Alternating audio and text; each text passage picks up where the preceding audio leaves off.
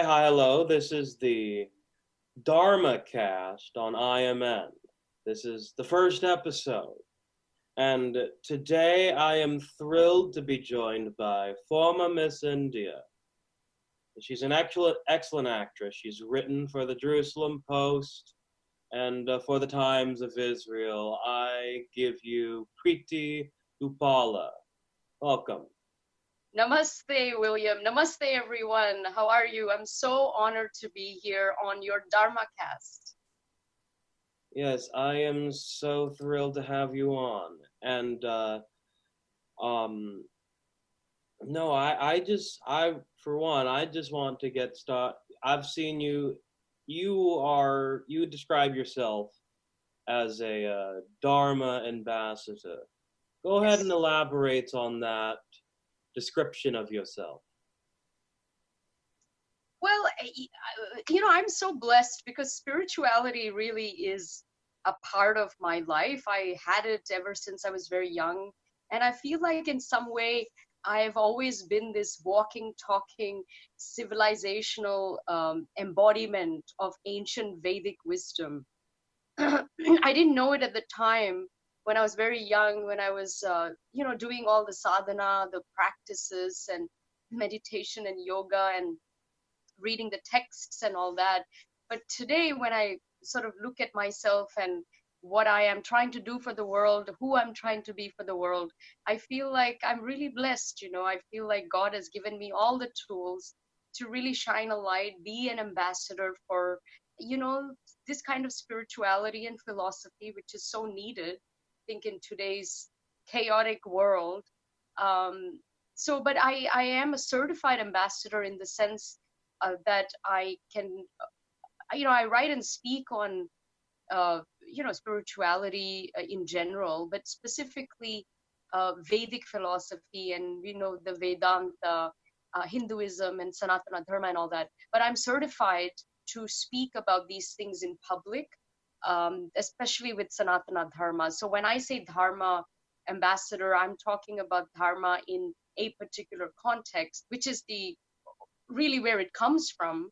I think Dharma has been taken, uh, a lot of people appropriated. I mean, even Steve Bannon, of all people, even he talks about, I've seen him use the word Dharma and karma so many times. It's so interesting. So people just use it, they use it to mean different things. But I'm going back to the sort of scriptural use of it.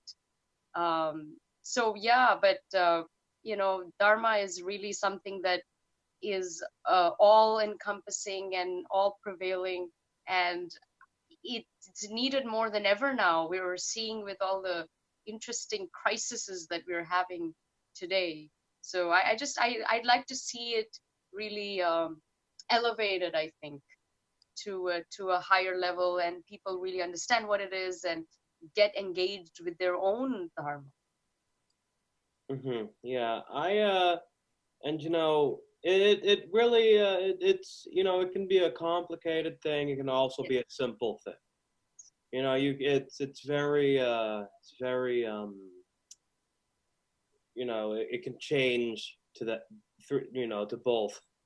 But um I just I do want to get into the history of Buddhism. I Yes. consider myself a Buddhist. I've only been practicing Buddhism for about 2 years, but it's been an interesting path thus far. But I want to hear it from your perspective. You're very seasoned on the topic.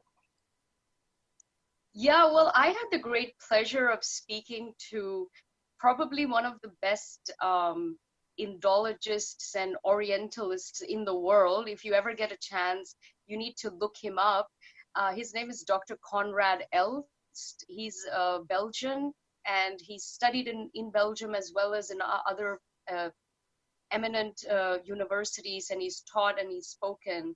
But this person is incredible with his knowledge on Buddhism and all the dharmic faiths. And he has lived in India. He is in India right now for a conference. But I got to meet him at an event in Chicago, a spiritual meet of all kinds of incredible spiritual masters. There were about 3,000 people there. He was there, so I briefly got to meet him. And then I found out last year that he was coming to LA to speak on his new book. And somebody had contacted me, and anyway, I sort of reached out, and I got to spend a whole day with him. And we did that, and that's when I interviewed him actually. We did a sort of a recorded interview I'll put that out at some point. I mean, he's so ingenious, not just with, religion, spirituality, the origins of Hinduism, Buddhism, and all that good stuff. But he's also an expert on the freedom movement. He's an expert on Mahatma Gandhi and his life, and he's got a very different take on it. He has he has no investment or in any sense, because he's not Indian or Hindu or anything like that. He's a Belgian person who was probably brought up Christian, although I think he's I don't know, maybe he calls himself dharmic these days. But his take on the freedom movement and the partition and Mahatma Gandhi and his political involvement in India's story based on history and facts is mind-blowing. For people who, and I'm assuming most Americans don't know the real story of the partition and so on, he's great with that. But he's also spoken about Buddhism and Hinduism at great length. So a few days ago, I had to bug him about this because, people always ask me, why did Buddhism decline in India? And they don't really know the answer. Eventually Islam did, but that's through invasion. And even the Christianity in India a lot of it is forced conversion. So that's not about salvation or finding your truth or anything like that. But I often wondered, what happened to it? We at one point, we had more Buddhists than anywhere else in the world. And today it's not the case, although there are several, there's still a large chunk because we have a 1.3 or 4 billion people. So they are, there's a substantial amount of Buddhists, as are Jains, and so on. So I did speak to him, and he gave me his answer to it, which was, I had heard of that before. I just wanted to confirm it with him before I was able to share it, because I don't like to say things that are maybe not factually true. So I think people forget a few things about, Buddha, that even the point that he was Indian is lost on many people. I still, to this day, I meet Americans, if we talk about Buddha, they don't even know that he is Indian or was Indian. Because his depiction is so, he looks Asian, right? He looks like some Asian dude. Well, So they think, isn't India in Asia? No, but he looks like a Chinese man, when you see the fat, and I'm like, he's not a fat Asian, he's not a fat Chinese dude. This was a Hindu man. He looked like an Indian man back in the day. They all looked alike. They had a look, And the part of India where he grew up in and all of that stuff, that's as Indian as it gets. So it was interesting, I think, that a lot of people just look at this depiction of him and they think, oh, was he Chinese? And I think I have to say, as much as the Chinese say that they are anti-religion and atheist, and their religion is communism, they shun sort of any kind of religion, organized or dharmic, but they claim Buddhism, and I'm seeing a very sinister move. This is on a government level where they are kind of trying to appropriate it. They're trying to bifurcate Buddhism from India and from Hinduism in a way that is so weird. I think the white people are trying to do it with yoga, but China is doing it with Buddhism in a weird way.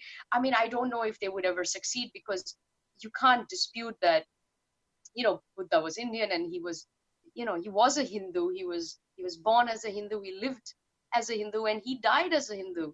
It's only after his passing away that some of his students sort of, took his teachings and made it into something called Buddhism. There was no such thing when he was living. He certainly didn't found any religion or any path. This was his own personal spiritual journey, and he had some lessons and some revelations and stuff. And even some of the spiritual meditations that he did were not things that he necessarily came up with. They existed long before he was ever even alive. I think people need to understand that when we talk about ahimsa, which is non-violence, that is a concept that is a Hindu concept that was around 2000 years before the Buddha ever walked the earth. And karma, dharma, dhamma, all these things are Sanskrit. They were around for many, many years before many other great leaders had spoken about them. But, Buddha took some of these things and he made it central to his own personal, way of living, philosophy of life, which is all fantastic. But I think it's important to also know the source where it comes from, because I think it's very unfair. It's not even intellectually honest to sort of not by him, but by even like I meet these pseudo fusion foo white Buddhists today. They don't even they're not even Buddhists. They've amalgamated different things and they call themselves Buddhists because they do some yoga and meditation. They're pretty clueless about the origins and the source. And sadly, America is full of these people. Even LA is full of these people. You find them everywhere, right? In these yoga studios or these spiritual houses and so on. You think it's a good thing that they're trying to be peaceful. I think it's very dangerous because I think you need to know basics. I have made an effort to make sure that I respect the tradition that I have incorporated into my life. I've memorized mantras. I've learned to understand what the mantras mean. And again, I know the breed of person you're talking about. They wouldn't even know how to say a mantra. Yes. As simple as Nam Myoho Renge Kyo. No, they won't. And it's funny, there are groups on Facebook that call themselves, Buddhist vegans and so on. Somehow they've latched on to this vegan phenomena. And you know what the joke is? There is no Buddhist country on this earth that is vegetarian, let alone vegan. Whether it's Thailand or Nepal, Bhutan, Sri Lanka, you can find as many non-vegetarian restaurants there. And I was just in Thailand. These people love meat, and they're all Buddhists. They're all very nice people, but there's meat everywhere. So I mean, you go to India. If it wasn't for the invasions that we had, I think India would be a vegetarian nation because it still houses the most number of non-meat eating people in the world. But we have 200 million Muslims. They love meat. We have a lot of Christians. They eat meat too. And then some of the Hindus have gotten into the habit of eating meat because it's readily available. So, but I know that India does have restriction against harming cows. Any animal. It's not just cows. Cows are the concept of ahimsa isn't just for one animal or Hinduism and the Indian ethos, which is great. So we don't just worship the cow. We worship several animals, but it should be a beautiful thing. I think the West it's very ironic. They're so hypocritical. Forever they would make fun of Hindus and India for, oh, you guys, you're not allowed to eat meat, and you have you're the sacred cow and this and that. And now look, the West is like scrambling to be vegan and to be vegetarian and no meat slaughter and this and that. So they're essentially adopting some of the ways that we've lived for thousands of years, and they don't even give any credence to us. And they used to ridicule us, and there's no apology, there's no gratitude, there's no humility. And it's like they don't even, I mean, once in a while, it doesn't happen a lot, but once in a while I'll be in some spiritual gathering and there'll be some white chick called Lakshmi or something like that come up to me and start and she's a vegan, and she wants to have, she's like having a conversation about veganism to me. I mean, I'm a Brahmin, man. We invented this shit, right? I mean, don't lecture me on all of this stuff, because trust me, being a Indian vegetarian, being a Brahmin is better, I would say, than being a vegan, because vegans don't have that reverence for animals. They don't have the love and respect for animals. They just don't want to eat animal products, and they're very militant about it, and they're very sort of half baked, and they're so weird. If you ever get into an argument with one of these frail, sick vegans who go on about the whole vegan movement, it's like scary. You compare that with a proper Brahmin. We are vegetarians as well. We're almost vegan, other than things like honey, which is, by the way, an elixir for life. So it's a component of Ayurveda. It's like soma. It's really the nectar of life. That, and there's some other things. Ghee, for example, it's one of the best things for you. And you can have other kinds of ghee. I mean, I guess you can have some kind of fake vegan ghee. I don't really think that does anything. But these things are very good for the mind, body, soul, because we love and respect our animals. We don't have to go all the way of being this crazy vegan. So I must sort of speak on this, like why it's better to be a Hindu vegetarian than to be some white vegan, because they're really missing the big chunk of the actual essence of this whole movement, which kind of started again like yoga and meditation, pranayama, all of mindfulness. All of these things are essentially dharmic, and they're Hindu, but they've taken different, let's say, reincarnations. It's been interesting, I think, for me to kind of maneuver around this maze, the Western idea of spirituality, and you see a lot of landmines that they have actually created for themselves, and one day they're going to step on it themselves, if they don't sort of wisen up, I think, and educate themselves on the truth. I do have to say about honey, though. I think a lot of it is also probably depends a great deal on the way it's farmed. True. I've seen a lot of just barbaric ways of getting it.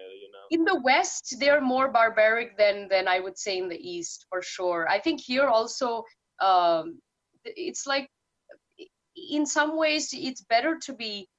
I mean, for America could, if America goes vegan, it's actually good for the planet, because they are so inhumane to begin with. In India and the East and the other Buddhist countries, it's not like that.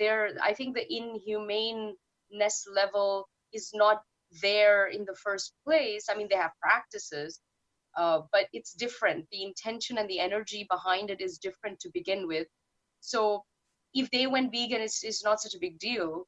But I think when the West does it, because they're coming from such a dark place, they will learn, the elevation will be very high. So they're half-baked and they're crazy. I mean, it's a good thing, ultimately. I just think that they should give themselves the knowledge and just be honest with themselves, and also maybe have some reverence for the source, because I don't see that a lot. No, I mean, I totally hear you. Totally hear you. I mean, I myself, I don't eat any animal products. I don't. But like I just I'm sworn off of it. I've done it for 6 years so far. Wow. But yeah. So, but I do want to get into probably the state of Asia. Now, you told me a while back ago that India really isn't suffering the COVID-19 like other places in Asia. Why don't you tell me about that? It's so crazy. We have what, 1.4 billion, whatever, one case of a death. That's crazy. I mean, for that many people, and I mean, you'd think in India, or such a large country, you'd think it would get contaminated like hell.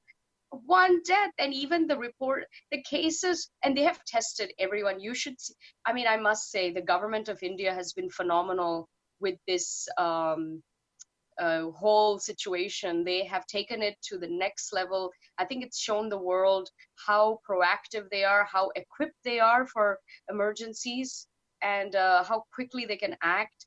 They have evacuated, I don't know, 1,000 Indian nationals from I think 10 different countries. No other country has done that. They've sent their air force and military to go and get these people out from places like Iran and so on. That's fantastic. They've tested uh, millions probably. I mean, the Delhi airport, the Delhi International Airport, which just won 2 days ago the best airport award in one of these prestigious airport awards. I mean, I've been through that airport many times. It's my favorite, one of my favorites. I like it a lot. It's spectacular, and so their testing mechanisms in the airport itself is phenomenal. So they had, I think, 50 reported cases of people contracting it, and there was one death in all of those people that were tested. So that's phenomenal. Uh, I mean, there's many reasons for this. I think just the lifestyle is actually, I mean, India has a very dharmic lifestyle even today, and you can see that the namaste has become this global weapon now against this damn coronavirus, right? It's the one thing that, I mean, we've been doing it for thousands of years. I mean, we do it for a different reason. It's very spiritual and divine, but it's a weapon now because you don't need to shake hands, but yet you can honor their presence.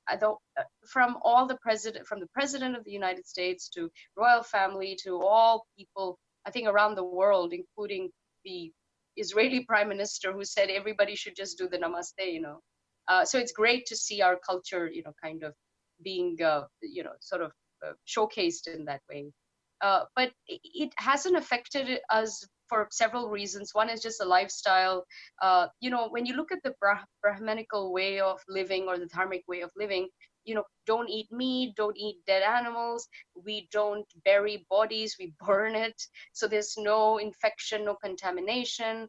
We bathe 3 times a day, because we get up, we have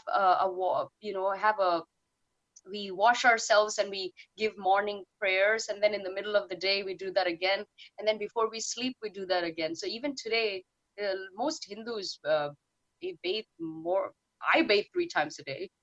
That's just how we are. It's quick, but it's just a daily cleansing, things like that. And what we eat, how we cook, it's fresh, it's all warm food, living foods, so on.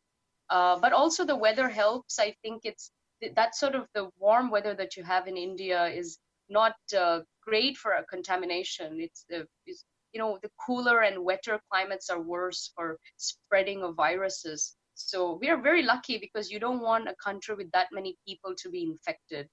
But the country has shut down, not because we have cases in our country, but we don't want cases from the outside, because we are in a neighborhood where Iran and China are very, very affected, and they're very close. So we had to shut the borders, not just to them, but to the whole world for a month, I think, just to contain it. So if anybody was planning to go to India the next month, they can't do that. But hey, and all these neighboring countries in the southeast of Asia were really kind of expressing their gratitude to the Prime Minister of India for getting them together. He called for an emergency meeting of all of these leaders of the SAARC countries, which is the Southeast Asian countries, and he wanted to talk about measures and if they need any help, because we can provide. We have top testing facilities and the best doctors and all those things. So everybody was like very appreciative of that, and that's what true leadership is, and he's shown that. So it's great. But of course the Western media doesn't want to report on any of that.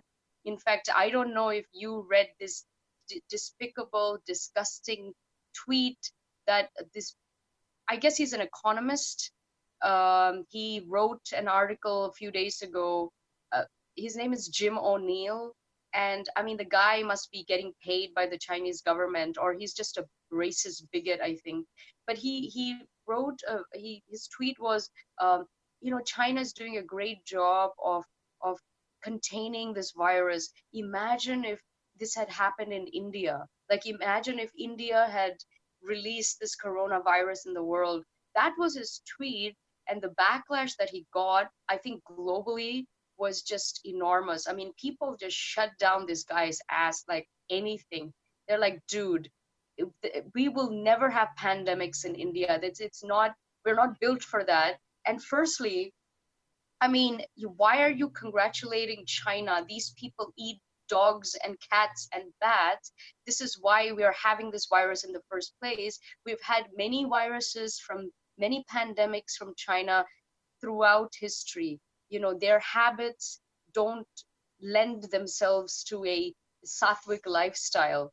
I'm surprised that they're still in one piece, because of just the way that they live and they do things. And have you noticed, I've noticed this for at least 20 years, used to always see Chinese tourists with masks. I also, what is wrong with these people?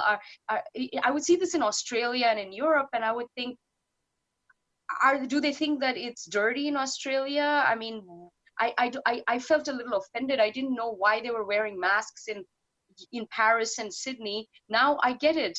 It's not that Paris and Sydney were dirty or contaminated.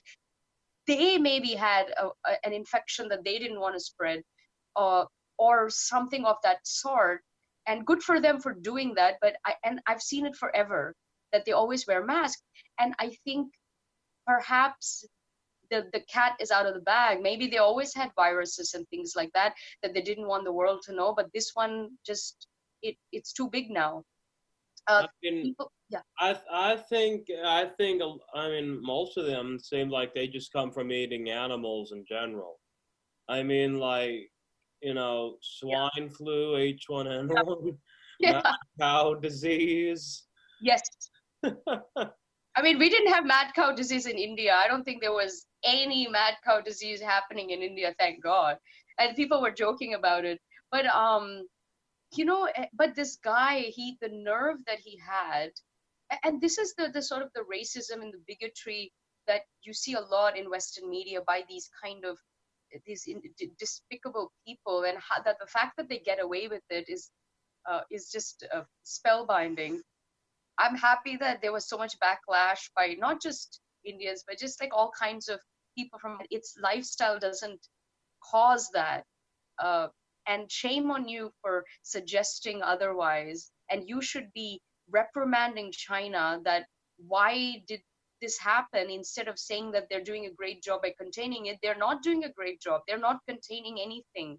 It's they're I mean, it's spreading like wildfire over there. There's no cure, and they have an aging population. Their population over 50 is a large chunk is over. I think more than half is over 50. So they know that they have an age of humiliation coming forward. I mean, there's a few conspiracies. Number one is depopulation by the Chinese government. This would obviously be effective. And another is that it was something leaked out of their labs to wreck the global economy. I think both of these things make sense. Maybe it's a combination of the two. I don't know. But I know that it's not natural. I do think that it comes from eating these, living beings, but I think it's a mutation of some sort. And the original virus was, I think, purposely, I don't think by accident, but I think it was purposely sort of let out, and then it mutated to something because of their awful bad eating habits. And now we are where we are in the world. I mean, And you I tell mean, me, again, I'm what's sorry. your conspiracy? What do you think happened? Well, let me talk about a factor. So you know how the Chinese government has been at odds with Tibet Yes, for quite some times. And again, I'd say that Tibet is it shines with dharmic tradition. yes, yes, Again, like I think the dharmic, like you, the dharmic lifestyle does prevent a lot of ails, a lot of yes, disease.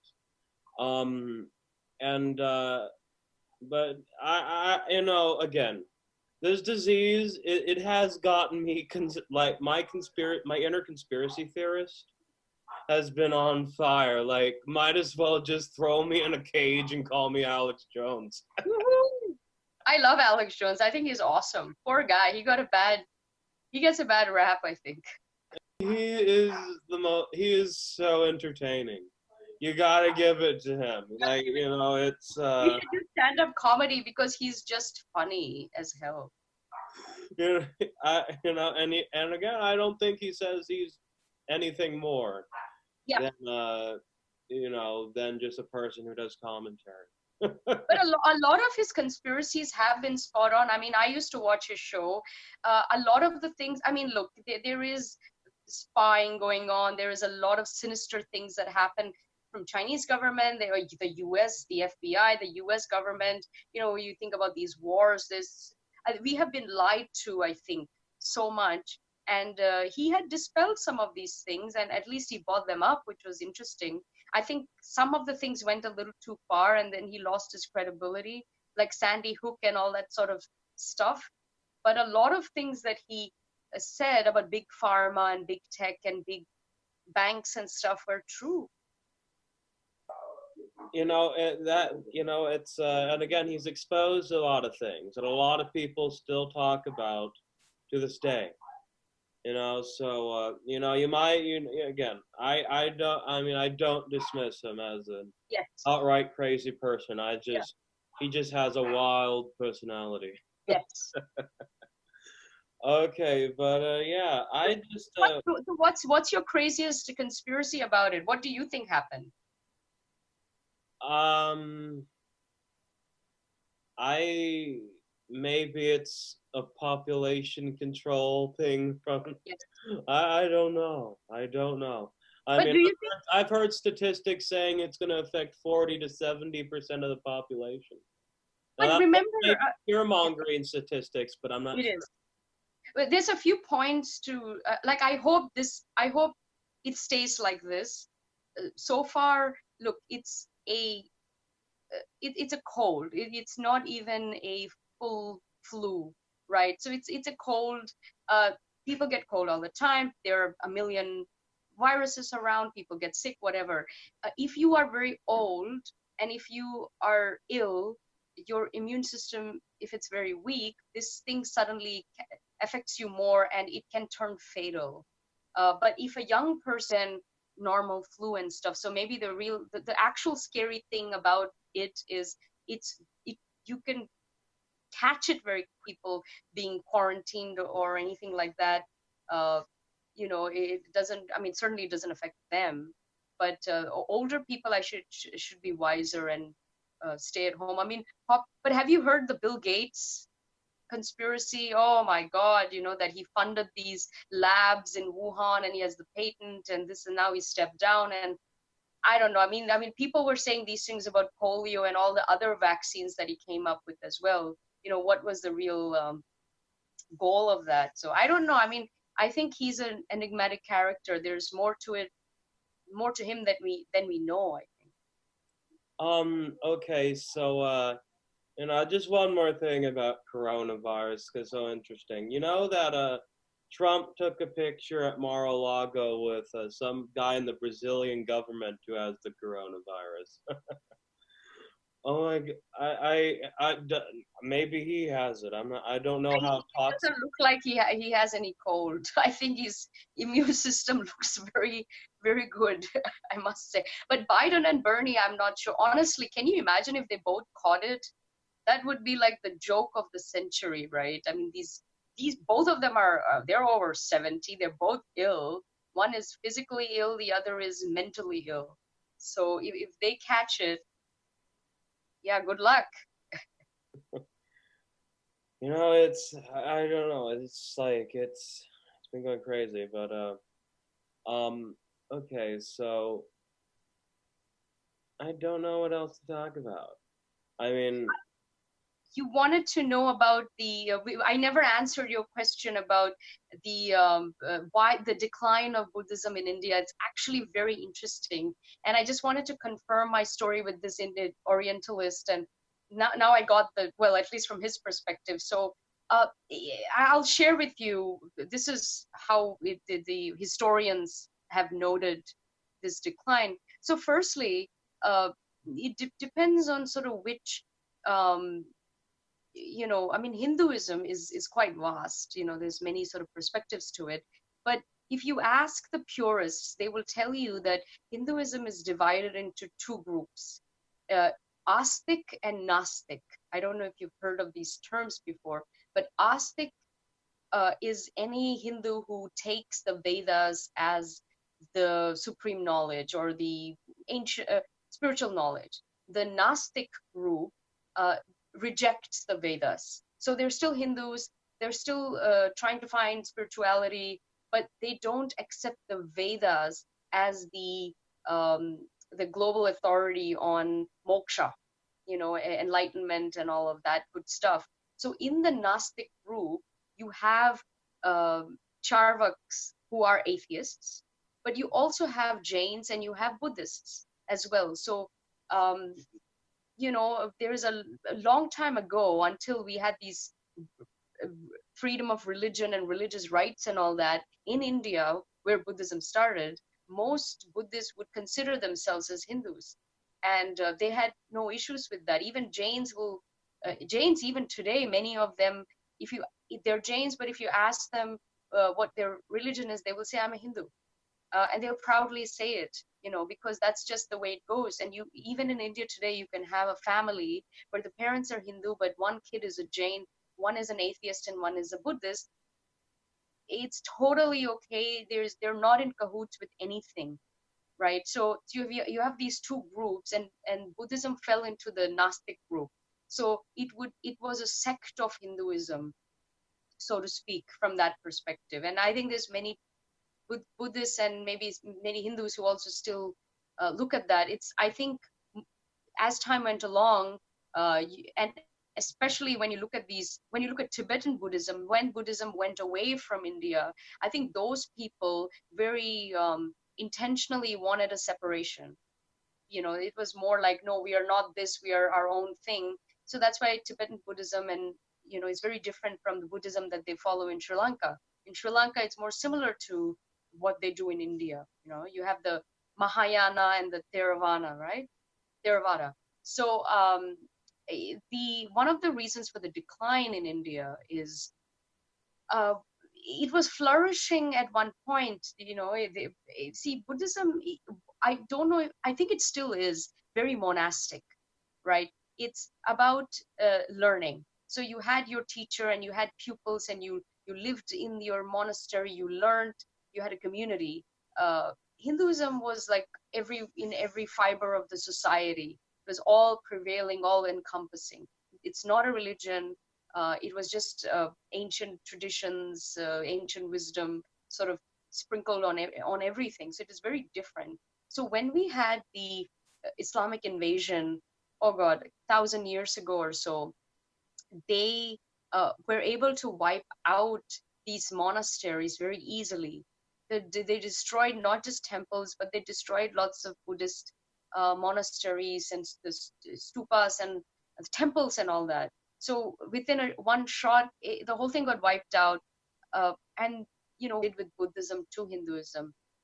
So that's an important note, I think, to know, because people don't even know the decline. And I've noticed in the West, they don't want to say things like, oh, we had the Islamic invasion, so it was really Islam that destroyed Buddhism. Kind of in the world, that's the truth of it. But of course, the left, liberal, secular um, types don't want to speak the truth to that, because then it would incriminate Islam yet once again, and they don't want to go there. So what they do, I think, it's very disingenuous, because you're really losing the truth. I think you ought to know why civilizations collapsed and why religions disappeared. There's so many faiths that don't exist today. Or like, look at the Zoroastrianism, Zoroastrians. We have them only in India today. They were from Persia. They were persecuted in Persia. They ran away to India, and now we have a small community, but they blossom there, and they do very well, and they're very happy, and they're very proud Indians. We call them the Parsis, but I mean, it was wiped out almost. It was wiped out, but nobody wants to talk about these things. So that's one of the reason. And back in the day, there was actually a lot of debate between Buddha and some of the Vedic scholars. Great debate, like intellectual debates uh, about uh, should we have the scriptures, should we, I mean, the importance of the Vedas versus we don't need the Vedas, there's another way to do things. So there's this healthy debate which is very good for society. We don't have that these days anymore, but what, 1,000 years ago, that was certainly the case. And even that has been documented as well, so the points of view and so on. And they say that the Vedic uh, scholar, there was specifically one person called Shankaracharya. uh, he was like the feistiest one, who was advocating for the Vedic knowledge for nirvana and moksha. And they say that he won that because he was able to, well, he has his verses as well, like I suppose, to draw upon, but he was more convincing apparently. But it's all good, it was all love and light, nobody, no one was hurt in that. But we've lost, I think, that healthy debate with religion. We can't discuss religion, we can't discuss religious reforms and mutual respect. We can't really talk about freedom of religion. And I mean, you have blasphemy laws, but it's only for one religion, right? What about the other religions? Are they fair game? So, it- you know, all of this amazing knowledge of the history of these dharmic faiths are in books and within the minds of these great historians, and they should be out more. I think people need to be having this discourse, so that they know about where it came from, where it's going, the threats, because history always repeats itself. These things have happened before and they will happen again. Um, so I just wanted to share that story with you in case you didn't know the reason for why it suddenly just sort of disappeared. And Well, then we had, from China, we had, Hyun Sen and those travelers. They came, they liked all these traditions and they took it with them. And then along the way, it sort of got several reincarnations and sort of morphed into something else. yeah, so a lot of things in there I did not know. Did not know. I'm glad to know them now. And Yes. no, this has, and with what you were saying, with healthy discourse, with healthy debate, always makes it good. That's what I'm hoping to do with the Dharmacast anyway. Yes. So, You're so funny. Yeah, you're so right. And less politics and more spirituality, because it's been the venom out there. I think the climate from all sides is just been toxic, to say the least, right? No wonder there's a virus. Everyone is sick because it was so poisonous. The the political environment around the world, but especially in this country. And I mean, if this continues, is there even going to be an election? I mean, they should be. I'm sure they will. But there's so I many. mean, in Britain, the elections are canceled. Oh, they're kind of midterms because they've already selected For 6 months, for six elections months. are canceled. I think America. Oh, look, there's always online voting. That's true, right? Well, you can't validate it, but it's a possible. I think honestly, I feel like in a month or two, I think it'll all dissolve. What I'm scared of, and I hope this doesn't happen, is mandatory vaccines for people. I am not taking that because I don't trust them, and you're gonna end up getting infected. So I don't like this idea that they're creating this vaccine for this thing. Um, that would be illegal, I think, if they forced everybody to get that. So I'm not happy about that, but I think it'll dissolve as it's contained. Even if so many people are getting affected, in 2 weeks they will be healed. I mean, the whole thing can only go on for so long. eventually everybody recovers from the cold. Yeah, we'll see how it goes. Maybe it's just a big scare, or maybe it's something serious. There is no feasible way to confirm it. There's no feasible way. Um, so with that, I want to conclude this stream. Um, thank you for coming to the Dharmacast, Preeti Upala. To end the stream, I'm going to just ring my singing bowl once. I love that. Let's do it.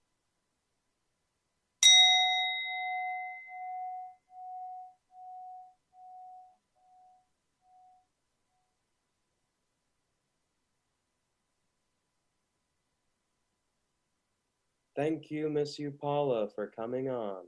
Thank you. Namaste. Namaste, everyone. Thank you. It'll all be well.